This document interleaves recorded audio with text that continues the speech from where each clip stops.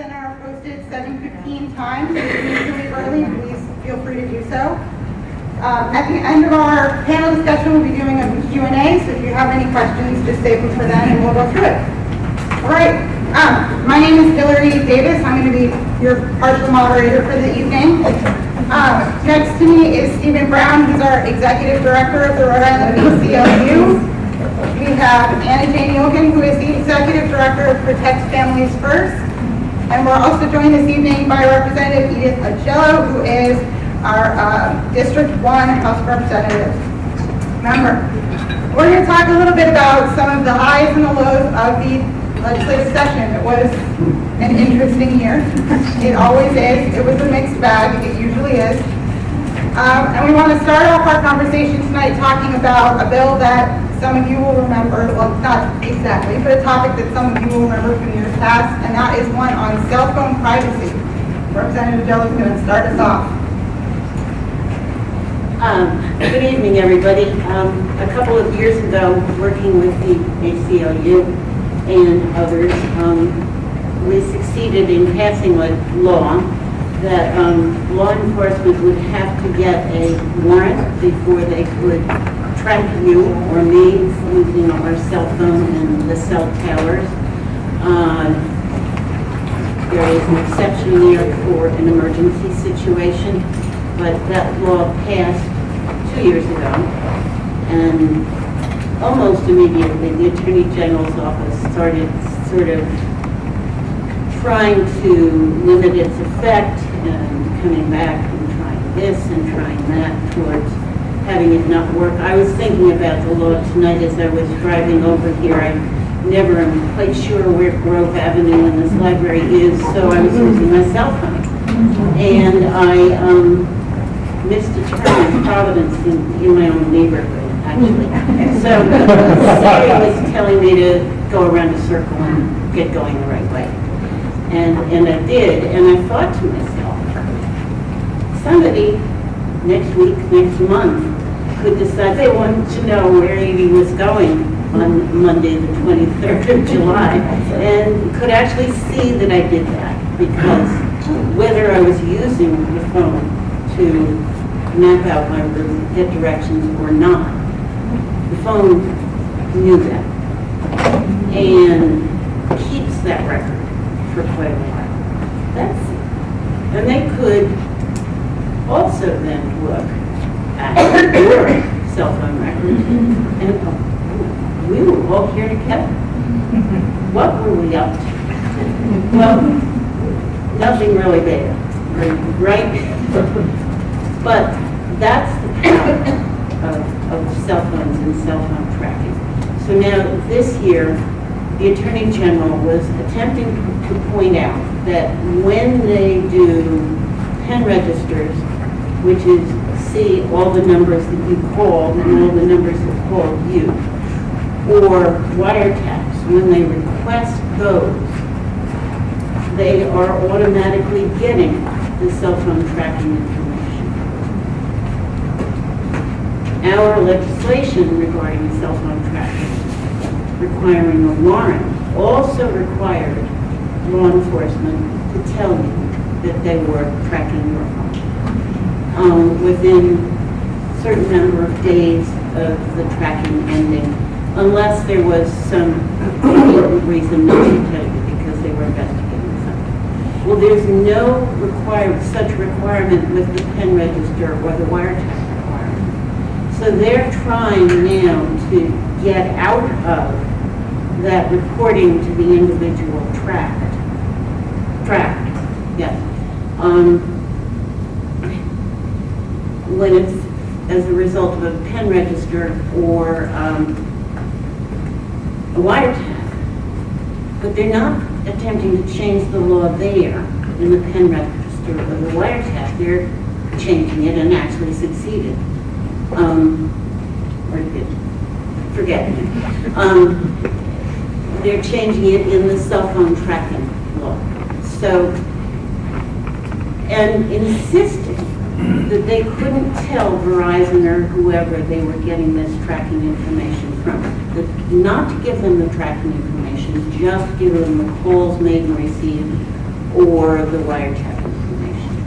It's really quite preposterous that in this day and age, they were kind of the victims of being given this information, so they had to take it, and they have to not report it because they don't report the other stuff, the wiretap or the calls made and received. So it was a very convoluted explanation, as you can see. But law enforcement very often prevails, as we see with this case. Let me tell you the ending, though. The ending, though, is this bill did not pass. The Attorney General did not succeed. And it was for a couple reasons. First, Representative Agello pushed very hard to, it was her bill that had passed 2 years ago that this Attorney General legislation was attempting to seriously undermine.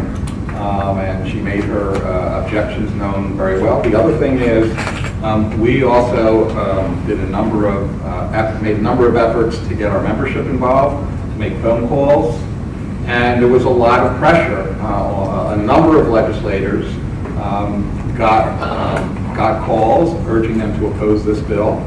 And it was at the very last minute this bill had passed out of committee. It was on the House floor the last night of the session. And as a result of all that pressure, they voted to kill the bill. So,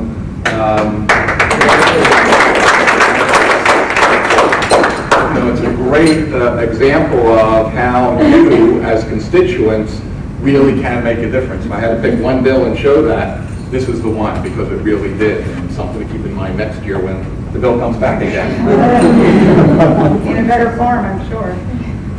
Another bill that we dealt with this year that had a lot of public outcry, very important public outcry, it didn't have quite the same great outcome, was one that is sort of referred to as a drug homicide bill, or Kristen's Law. It's a bill that I'm sure you've heard a lot about, and Anna Jane's going to talk a little bit about it. So hi everyone, my name is Anna Jane. I work for an organization called Protect Families First, which is a nonprofit that works on drug policy reform, right? So working at the intersection of public health and criminal justice reform to think about substance use, the overdose epidemic that's here in Rhode Island and so many places in the country. And so I was working with folks from the ACLU and many, many other people on this bill called Kristen's Law. Kristen's Law, as Hillary said, is a drug-induced, what's called a drug-induced homicide bill. So it basically charges anyone who sells drugs or provides drugs to someone and who later has a fatal overdose with murder. Even if there's no intention of harming a person or killing a person, it puts a murder charge on a drug sale exchange. And so this bill was introduced by the Attorney General and sponsored by the Speaker of the House on the House side, and by Senator Gallo on the Senate side. And the initial form of the bill gave a mandatory life sentence to anyone who had some exchange where there was an exchange for an illicit substance that led to a death. Very, very broad, could be applied in so many different ways. And later, after a lot of, it was amended to be an up to life sentence. So there's a lot of problems with this type of legislation. And one of the problems is that it affects really low level people who are often using drugs in addition to selling very, very small amounts of drugs. So, a black market drug market is really complicated. It's not just like there's one giant kingpin and everyone is buying from that one person. Drugs go through many, many, many different hands before it reaches the end user. And so it's hard to know in this type of law who to hold accountable for an overdose, especially when that overdose is accidental and there's no intent to hurt someone in a drug exchange. There's also many other reasons why this type of legislation is really problematic. We've tried arresting our way out of substance use. We've tried, filling prisons with lots of people. We've tried 40 decades of the war on drugs. More drug overdose deaths than ever, right? Like there's a clear consensus that this approach is not working, and what it is doing is it's putting poor people and people of color in our prisons and not doing much else. So it's just really doubling down on those ineffective techniques and really causing a lot of harm as well. And then two other things I do want to point out about this bill. One is that it would really prevent people from seeking help. So lots of times people who are using drugs with someone else may have provided the drugs or may have been part of that transaction. People may have split, different substances. And so this would really affect people who would be terrified to call for help, for fear of a life sentence. And even if, like there was in the final version of the law, some sort of protection for people who call for help, people hear life sentence and they're just terrified to call, right? We were sitting in the hallway of the State House trying to figure out when wouldn't the Good Samaritan protections that got into the law would be in effect. And we couldn't figure that, right? So I think someone in a moment of crisis, is definitely not going to be able to make that calculation. So it's really going to prevent people from seeking help. And we know that the number one thing we can do in an overdose is try and get people medical attention as soon as possible because we can save lives that way. A final thing I do want to point out around a reason this bill is problematic is because drug selling is already illegal, right? We know that. This is just, again, creating another type of criminalization law that mirrors the type of law we have, but just doubles down on an ineffective mechanism. So we really don't need this law. Anyways, so there's a lot of public and professional outcry about this bill. The medical community was unanimously against the bill, including many people in the governor's task force. Public health professionals, the recovery community were all against this bill pretty unanimously, and we really tried to lobby to get it stopped. We were able to get some amendments from the initial version, which made it a less bad bill, but still, in my opinion, a pretty bad bill. One is that, again, like I mentioned before, they went from a mandatory life sentence, which is just downright draconian, to an up to life sentence, right? So there's now judicial discretion. That's better than a life sentence. It also means that there's more discretion and more bias in terms of race and people's background that can be used by judges. Another amendment is that the exchange for drugs should be something of value. So that's quite vague. Initially, there was no type of characterization of what the exchange had to be, but now it has to be something of value. So that still means that, I could have spent $40 on a substance, ask for $20 back, and split something, and that's still an exchange of value because someone gave me money, right? So it's still quite vague as it's currently written. And then the final thing, as I alluded to before, is they put in Good Samaritan protections such that if someone calls 911 in the event of an overdose, they won't be charged under this law. Supposedly, we'll see how that actually plays out. So anyways, long story short, after those amendments, this bill was, and despite the media attention, despite the professionals who said, please don't do this, we're experts, please listen to us. Unfortunately, the bill did pass the House and the Senate and was signed by the governor. So yeah, that happened in the session. If any of you want to add anything to that, please feel free to. I think we should add one thing. Yeah. There was an extremely long debate on this bill on both sides. You almost never get a Senate debate, and there was. And I think the vote ended up being 22 to 11, something like that, which for the Senate is a very close vote. It is. And the House had a very long vote, including voices that we did not expect to speak up against this bill. There were police officers, there were firefighters, there were individuals who spoke up and were very, very concerned. And a lot of that was because people had been calling nonstop. Legislators said repeatedly that this was the bill that everybody was calling about, and people were very, very uncomfortable having to make that vote. Having said that, they then made it. So decide what you will about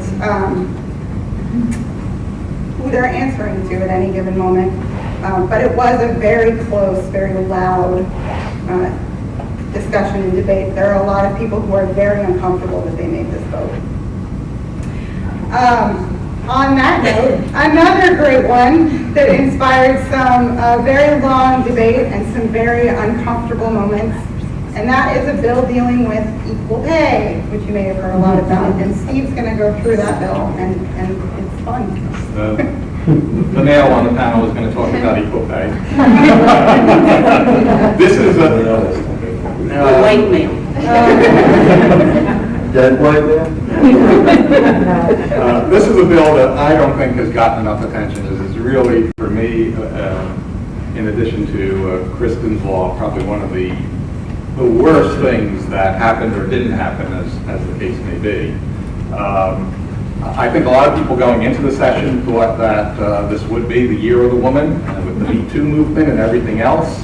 There was a package of bills dealing with sexual harassment in the workplace that were introduced, and then there was an equal pay bill designed to strengthen Rhode Island's equal pay law, which has not been amended in more than half a century. It goes back to the early 1960s. As you might imagine, in light of that, it's actually a very weak law, and a measure of the House and the Senate to strengthen it. It was based on a law that Massachusetts passed in the last year, and some other states. And it passed the Senate handily very early in the session. In the House, though, it just stayed stuck in committee. Nothing was happening. And then finally, I think 3 days before the end of the session, it finally popped out of committee in a very amended form. And when I say very amended, what I mean is they actually brought to the floor a bill that made the state's equal pay law weaker than it currently is. A whole bunch of ways. I'll just give you a few examples so you know I'm not making this up. This is the truth. Right now, the law applies to an employee, an employer, no matter how big or small his or her employment is. Under the bill that passed out of committee, it would only apply to employers who employ 18 or more people. A second thing it did, the current law has 2 occupational exemptions that the original bill actually tried to eliminate. Instead, the amended bill actually added a whole bunch of new occupations that were exempt. The current law allows individuals to go into court, file a private lawsuit if they want to claim that their rights were violated under the law. This bill, the amended bill, took away that right and instead required any remedies to go through the Department of Labor and Training through an administrative process.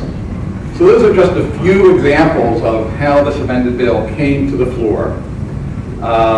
It was absolutely shocking. There was a fines were low. Yeah, fine. The current law has a $200 fine.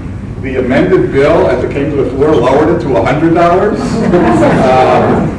Just in case you didn't get an idea of what they were trying to do. Well, I feel more protected. I don't know how you. What committee was this? Labor. So the bill went to the floor, and there was very little time, actually, because this is the end of the session. Bills are coming out, and then the same day they're being debated on the floor, so there's very little time for people to walk, analyze, and so forth. But some of us, it was pretty easy for anybody who knew about what the law was and what the bill did, to see that there were significant problems. And again, there was a very lengthy debate on this bill as well on the House floor, and yet at the end of an hour-plus long debate, only 9 legislators voted against this bill, Including one at the table. including Representative Pagella. They And made a big deal out of the fact that the majority of women voted for it. 19 of 23 women voted for it. Fortunately, the Senate would have nothing to do with it. They said it would be dead on arrival. When it came to them, they stuck to their own version of the bill, which of course died in the House. So no equal pay bill passed. On the positive side, no unequal pay bill. But it really was, it was stunning to me to see how the House was so willing to undermine a bill, completely do the opposite of what the bill was intended, and to see so many legislators go along with it. So everybody will be back next year and try to get it right this time around, but there are lots of lessons to be learned from this. I'm not quite sure what they all are, but people really should be aware, and they should be very upset You should call your representatives if they didn't vote against this bill, and and really call them out for it, because it was pretty outrageous. And if you need some talking points on our website, our blog, Steve has written a very long post detailing what was good and bad about both bills that could be helpful. Continuing on our theme of the not so much year of the woman, Representative Jello is going to talk a little bit about the Reproductive Health Care Act and why we should all be very concerned about what's going to happen in the future. Well, more concerned since the session ended because Justice Kennedy is retiring. We all know that puts Roe v. Wade and all of that in more jeopardy than it was 2 months ago. And we have a president who campaigned on getting Roe v. Wade rolled back. Senator Gail Bolden and I have been working on a piece of legislation called the Reproductive Health Care Act that would put affirm in Rhode Island law a woman's right to choose an abortion before the fetus is viable. It would affirm in Rhode Island law that the Department of Health is only to get involved in regulating to the extent that the regulations agree with current medical practice. It also would repeal a number of really bad laws that are on the books, though they're not enforced right now. My favorite is a law that was passed in 1973, just a couple months after the Roe v. Wade decision. And it's in the criminal section of our Rhode Island law. And it starts out by stating that life begins at conception and goes on from there to make any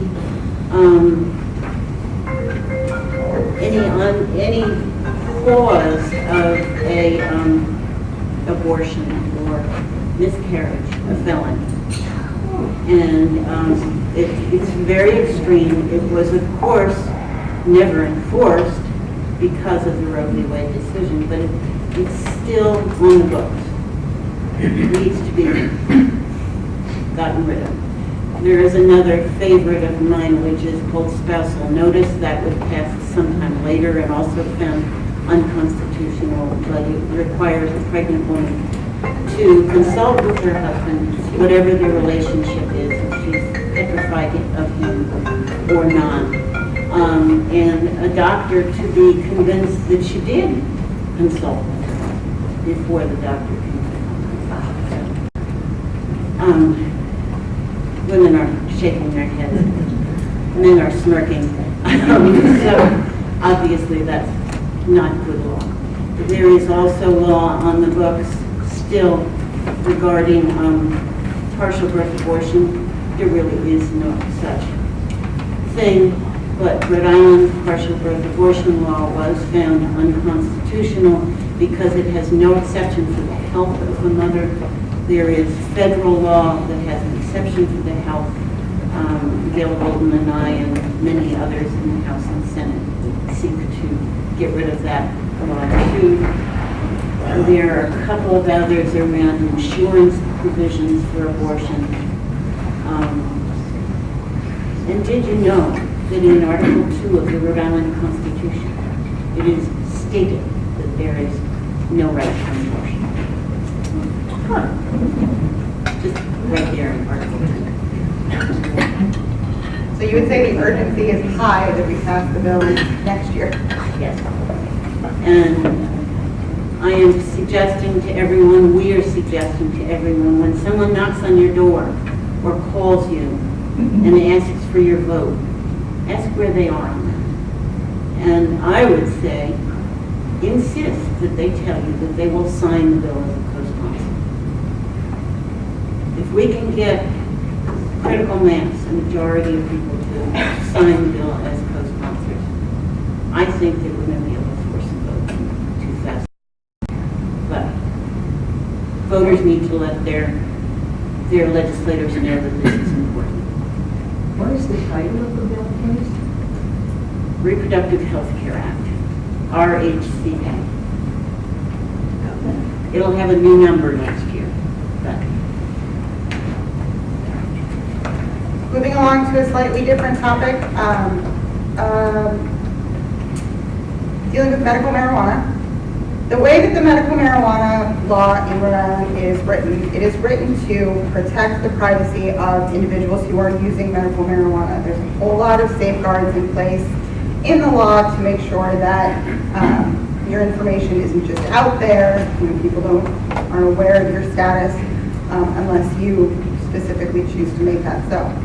The bill that came in this year really threatened to undermine all of those privacy protections because the bill stated that you would have to, when you sell your house, disclose in a real estate transaction whether marijuana had been cultivated on the premises.